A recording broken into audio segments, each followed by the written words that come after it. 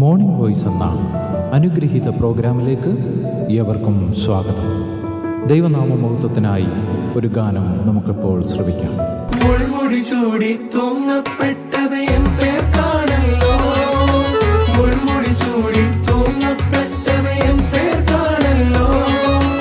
ഓരോ ദിനം അത് ഓർക്കുമ്പോൾ എൻ കണ്ണുകൾ നിറയുന്നേ, ഓരോ ദിനം അത് ഓർക്കുമ്പോൾ എൻ കണ്ണുകൾ നിറയുന്നേ.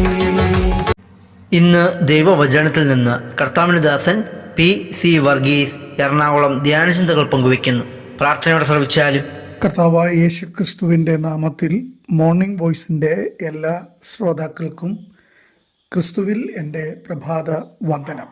ഇന്ന് നാം ധ്യാനിക്കുന്നത് ബൈബിളിലെ ഏറ്റവും മനോഹരമായ, നമുക്കേവർക്കും ഏറെ ആശ്വാസം നൽകുന്ന ഒരു വ്യക്തിയെ സംബന്ധിച്ചാണ്. അത് മറ്റാരുമല്ല, കർത്താവായ യേശുക്രിസ്തു എന്ന ഇടയനെക്കുറിച്ചാണ്. വേദപുസ്തകത്തിൽ ഉടനീളം ദൈവവും ദൈവജനവും തമ്മിലുള്ള ബന്ധത്തെ ചിത്രീകരിക്കുവാൻ ഇടയനും ആടുകളും തമ്മിലുള്ള ബന്ധത്തെ ഉപയോഗിച്ചിട്ടുള്ളതായി നമുക്കറിയാം. പഴയ നിയമത്തിൽ, പ്രത്യേകിച്ച് സങ്കീർത്തനത്തിൽ, ദാവീദ് രാജാവ് 23-ാം സങ്കീർത്തനത്തിൽ യഹോവ എൻ്റെ ഇടയനാകുന്നു, എനിക്ക് മുട്ടുണ്ടാകുകയില്ല എന്ന് പാടിയപ്പോൾ, പുതിയ നിയമത്തിൽ യോഹന്നാൻ്റെ സുവിശേഷത്തിൽ 10-ാം അധ്യായം 11-ാം വാക്യത്തിൽ യേശുകർത്താവ് പരസ്യമായി പ്രഖ്യാപിച്ച ഒരു പ്രഖ്യാപനമുണ്ട്. അത് ഇങ്ങനെയാകുന്നു: ഞാൻ നല്ല ഇടയനാകുന്നു, നല്ല ഇടയൻ ആടുകൾക്കു വേണ്ടി തൻ്റെ ജീവനെ കൊടുക്കുന്നു. ഈ ലോകത്തിലെ മറ്റെല്ലാ ബന്ധങ്ങളെക്കാളും ആഴമേറിയതും ദൃഢവുമായ ഒരു ബന്ധമാണ് ഇടയനും ആടുകളും തമ്മിലുള്ള ബന്ധം. ഈ സന്ദേശത്തിലൂടെ നല്ല ഇടയനായ ക്രിസ്തുവിൻ്റെ അതിപ്രധാനമായിരിക്കുന്ന 3 സവിശേഷതകളെ ഇന്ന് രാവിലെ ഒരുമിച്ച് ചിന്തിക്കുവാൻ കർത്താവിൽ ശരണപ്പെടുകയാണ്. 1, ഈ ഇടയൻ പേര് ചൊല്ലി വിളിക്കുന്ന ഇടയനാണ്. ആടുകളെ അറിയുന്ന ഒരു ഇടയനാണ്. യോഹന്നാൻ എഴുതിയ സുവിശേഷം 10-ാം അധ്യായം അതിൻ്റെ 3-ാമത്തെ വാക്യത്തിൽ നാം വായിക്കുന്നു, അവൻ തൻ്റെ ആടുകളെ പേര് ചൊല്ലി വിളിക്കുന്നു. പൗരസ്യ ദേശങ്ങളിൽ ഇടയന്മാർക്ക് തങ്ങളുടെ ആടുകളെ വ്യക്തമായി, ഓരോ ആടിനെക്കുറിച്ചും വ്യക്തിപരമായി അറിവുകൾ ഉള്ളവരായിരുന്നു. അവയ്ക്ക് അവർ ഒരു പക്ഷെങ്കിൽ പ്രത്യേകമായ പേരുകൾ ഇട്ട് വിളിച്ചിട്ടുണ്ടാകാം. കൂട്ടത്തിൽ ഒന്ന് ഏതെങ്കിലും കുറവുകളോ പരുക്കോ ഉണ്ടെങ്കിൽ ഇടയന് അത് പെട്ടെന്ന് മനസ്സിലാക്കുവാനുള്ള കഴിവുകൾ ഉണ്ടായിരുന്നു. നമ്മുടെ കർത്താവ് നമ്മെ ഒരു കൂട്ടമായിട്ടല്ല, മറിച്ച് വ്യക്തിപരമായിട്ടാണ് നമ്മെ അറിയുന്നത്. നമ്മുടെ പേര് അവിടുന്ന് നന്നായി അറിയുന്നു.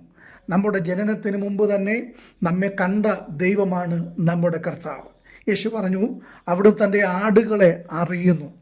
ആടുകൾ അവിടുത്തെ അറിയുന്നു. ലോകം നമ്മെ അവഗണിക്കുമ്പോഴും സമൂഹം നമ്മെ വേദനിപ്പിക്കുമ്പോഴും കണ്ണുനീരും ദുഃഖവുമായി നാം പോകുമ്പോഴും ആരും നമ്മെ കാണുന്നില്ല എന്ന് ചിലപ്പോൾ നമുക്ക് തോന്നിയേക്കാം. എന്നാൽ നമ്മെ പേര് ചൊല്ലി വിളിച്ചു വഴി നടത്തുന്ന ഒരു നല്ല ഇടയൻ നമുക്കുള്ളതുകൊണ്ട്, നമ്മുടെ കർത്താവായ യേശുക്രിസ്തു എന്ന ഇടയൻ നമ്മളോടൊപ്പം ഉള്ളതുകൊണ്ട്, നമ്മുടെ കുറവുകളോ നമ്മുടെ ബലഹീനതകളോ നമ്മുടെ പോരായ്മകളോ അതെല്ലാം തന്നെ മനസ്സിലാക്കി തൻ്റെ കൂടെ നടത്തിക്കൊണ്ടു പോകുന്ന ഒരു നല്ല ഇടയൻ, അവൻ സ്നേഹവാനായ ഇടയനാണ്.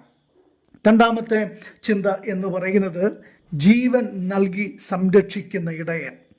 ഒരു സാധാരണ കൂലിക്കാരനും ഒരു നല്ല ഇടയനും തമ്മിലുള്ള വ്യത്യാസം യേശു ഇവിടെ വ്യക്തമാക്കുകയാണ്. കൂലിക്കാരൻ ചെന്നായ്ക്കൾ വരുന്നത് കാണുമ്പോൾ ആടുകളെ ഉപേക്ഷിച്ച് ഓടിപ്പോകുകയാണ്. കാരണം അവന് ആടുകളോട് സ്നേഹമല്ല, പകരം പണത്തോടുള്ള താല്പര്യം മാത്രമാണ്. എന്നാൽ നല്ല ഇടയനായ കർത്താവ് അങ്ങനെയല്ല. അവൻ ആടുകളുടെ സംരക്ഷണത്തിനായി സ്വന്തം ജീവനെ പോലും അവഗണിച്ചുകൊണ്ട്, പണയം വെച്ചുകൊണ്ട് ആടുകളെ സൂക്ഷിക്കുന്ന ഇടയനാണ്. യേശു വെറുമൊരു ഉപദേശകനോ ഒരു പ്രവാചകനോ മാത്രമല്ല, പകരം നമ്മുടെ പാപങ്ങൾക്ക് പകരമായി കാൽവറിയിൽ ക്രൂശിൽ സ്വന്തം ജീവൻ ബലിയർപ്പിച്ചുകൊണ്ട് തൻ്റെ പ്രാണനെ നമുക്ക് പകരം നൽകിക്കൊണ്ട് നമ്മെ സൂക്ഷിക്കുന്ന, രക്ഷിക്കുന്ന ഇടയനാണ്. പിശാചാകുന്ന ചെന്നായ നമ്മെ തകർക്കുവാൻ വരുമ്പോൾ പാപത്തിൻ്റെ അടിമത്വത്തിൽ നാം നശിച്ചു പോകാതിരിക്കുവാൻ യേശു തൻ്റെ ജീവനെ നമുക്ക് പകരമായി വെച്ചു തന്നു. അവിടുന്ന് നമ്മെ വീണ്ടെടുത്തത് പൊന്ന്, വെള്ളി മുതലായ അഴിഞ്ഞു പോകുന്ന വസ്തുക്കളെ കൊണ്ടല്ല, മറിച്ച് തൻ്റെ വിലയേറിയ രക്തം കൊണ്ടാണ് അവൻ നമ്മെ വീണ്ടെടുത്തത്. നമ്മെ ശത്രുവിൻ്റെ കൈകളിൽ നിന്ന് രക്ഷിക്കുന്ന ഇടയൻ, ഇവൻ എത്രയോ വിശ്വസ്തനായ ഇടയനാണ്. ഇതുപോലെ ഒരു ഇടയൻ വേറെയുണ്ടോ? ഇത്ര വിശ്വസ്തനായ മറ്റൊരു ഇടയനെ നമുക്ക് മറ്റൊരിടത്തും കാണുവാനായിട്ട് സാധിക്കുകയില്ല. മറ്റൊരു കാര്യമെന്ന് പറയുന്നത് പച്ചയായ പുൽപ്പുറങ്ങളിലേക്ക് വഴി നടത്തുന്ന ഇടയൻ. 23-ാം സങ്കീർത്തനത്തിൽ ദാവീദ് പറയുന്നത്, അവൻ പച്ചയായ പുൽപ്പുറങ്ങളിൽ എന്നെ കിടത്തുന്നു, സ്വച്ഛതയുള്ള വെള്ളത്തിനരികത്തേക്ക് എന്നെ നടത്തുന്നു എന്നാണ്. ആടുകൾക്ക് സ്വന്തമായി വഴി കണ്ടെത്തുവാനോ സ്വയം സംരക്ഷിക്കുവാനുള്ള കഴിവുകളില്ല. എന്നാൽ ഇടയൻ മുൻപിൽ നടന്നാലേ അവയ്ക്ക് ആഹാരവും വെള്ളവും സുരക്ഷിതത്വവും ലഭിക്കുകയുള്ളൂ. നമ്മുടെ ജീവിതത്തിലും വഴിത്തിരിവുകളിലും പ്രതിസന്ധികളിലും എങ്ങോട്ട് പോകണം എന്നറിയാതെ നാം നിൽക്കുമ്പോൾ നല്ല ഇടയനായ ക്രിസ്തു നമുക്ക് മുൻപേ നടക്കുകയാണ്. അവിടുന്ന് നമുക്ക് തക്ക സമയത്ത് ആഹാരവും ആത്മീയ പോഷണവും തരുന്ന ഇടയനാണ്. നമ്മുടെ ജീവിതത്തിൽ തകർച്ചകളും പരാജയങ്ങളും ഉണ്ടാകുമ്പോൾ ആ ഇടയൻ നമ്മുടെ ആത്മാവിനെ തണുപ്പിക്കുകയാണ്.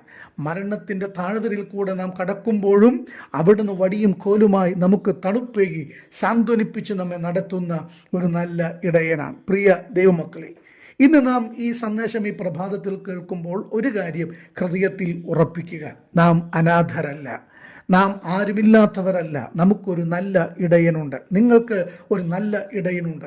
ആ ആടുകളുടെ കൂട്ടത്തിൽ നിന്ന് വഴിതെറ്റിപ്പോയ ഒരു ആടായിരുന്നു ഞാനും നിങ്ങളും. എന്നാൽ നമ്മളെ തേടി വന്ന നല്ല ഇടയനാണ് നമ്മുടെ കർത്താവായ യേശു ക്രിസ്തു.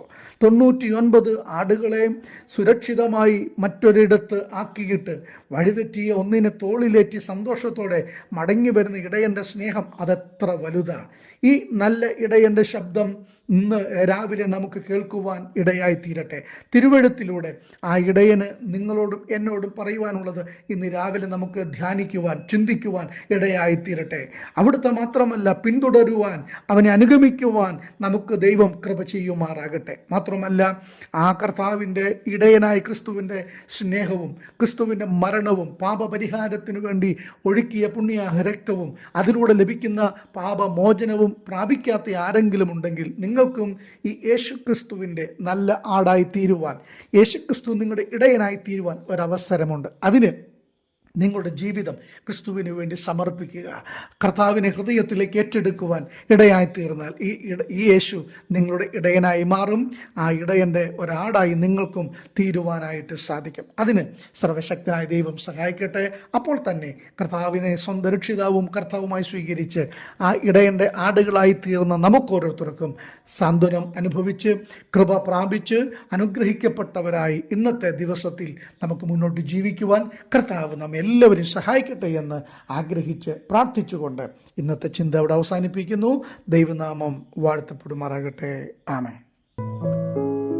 ഇതുവരെ ഞങ്ങളെ ശ്രദ്ധിച്ച എല്ലാവർക്കും വീണ്ടും വരുന്ന കർത്താവിൻ്റെ വിശുദ്ധമായ യേശുക്രിസ്തുവിൻ്റെ നാമത്തിൽ ഞങ്ങളുടെ സ്നേഹവന്ദനം അറിയിക്കുന്നു. കർത്താവ് നമ്മളെല്ലാവരെയും അനുഗ്രഹിക്കുമാറാകട്ടെ. ആമേൻ. ദൈവം ചെയ്ത നന്മകൾക്കെല്ലാം നന്ദി പറഞ്ഞിടുവാൻ